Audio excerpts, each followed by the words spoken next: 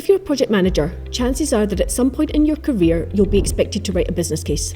This can be a daunting exercise, especially if you've never written one before. I remember the very first business case I ever wrote. I can honestly say it was the biggest bunch of drivel that I'd ever written.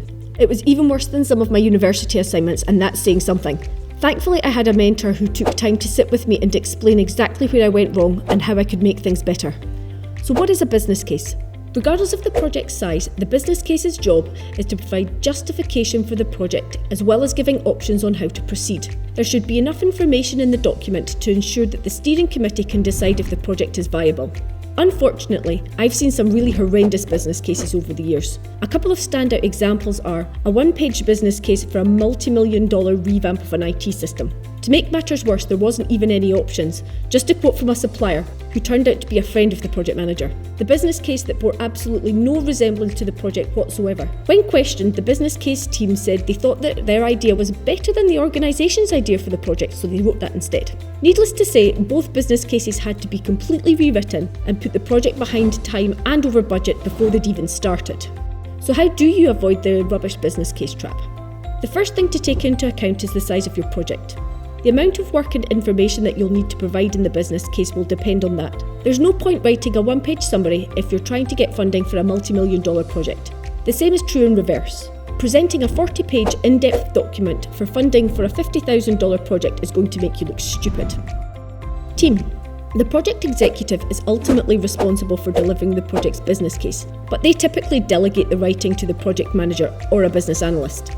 If you're running a small project, and by that I mean something that's budget is less than $500,000 and will take a few months to complete, then it's perfectly possible for you to write a one-page business case on your own. However, if the project is large, it's wise to put together a team to write the business case. That way you can make sure you have experts on hand to help. A typical business case writing team will have the project manager, business analysts, a finance expert, subject matter experts. Stakeholder engagement.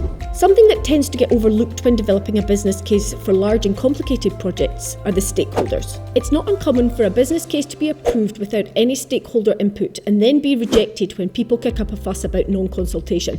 To avoid this happening, make sure you develop a stakeholder engagement plan specifically for the business case and follow it. This should include a plan on how to influence senior decision makers so that they will support your proposal. Contents of the business case. When you write the business case, you need to make sure it's got enough information in it so that the key stakeholders can make a decision. Before you start, check if your organisation has a template. Most organisations will, and they'll likely have examples that you can work with, i.e. copy from. If they do have a standard format, then it's a simple process of filling in the blanks. If you find yourself having to write one from scratch, then here's a good structure to follow. Table of contents, executive summary, proposal, and under that you will cover the background and current situation, the purpose, the urgency, the relationship to other projects and strategy, high-level organisational impact. The next section would be expected benefits. Then options, and under that you would cover option 1, option 2, options 3, and then an options analysis. You'd then have project approach, where you will cover expected project timing, the project organisation, the costs, the expected risks, and key relationships. And then the final section would be other expectations. Things to make sure you include.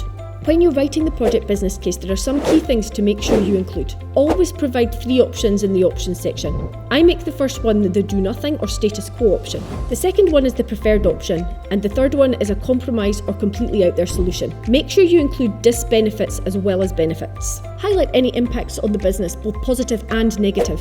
Things to avoid. Sending a document that isn't fit for purpose will get your business case rejected on the spot. Avoid ambiguity. On more than one occasion, I've seen project managers held to account in the delivery phase of the project for something that was badly written in the business case. I hope these tips are useful and will help you the next time you have to write a project business case, whether large or small. If you enjoyed this video, please give it a like and subscribe to our channel to support us. And don't forget to hit the bell to get notified. If you're looking for a tool to help you deliver outstanding project business cases, then look no further than Psoda. Sign up for a free trial today.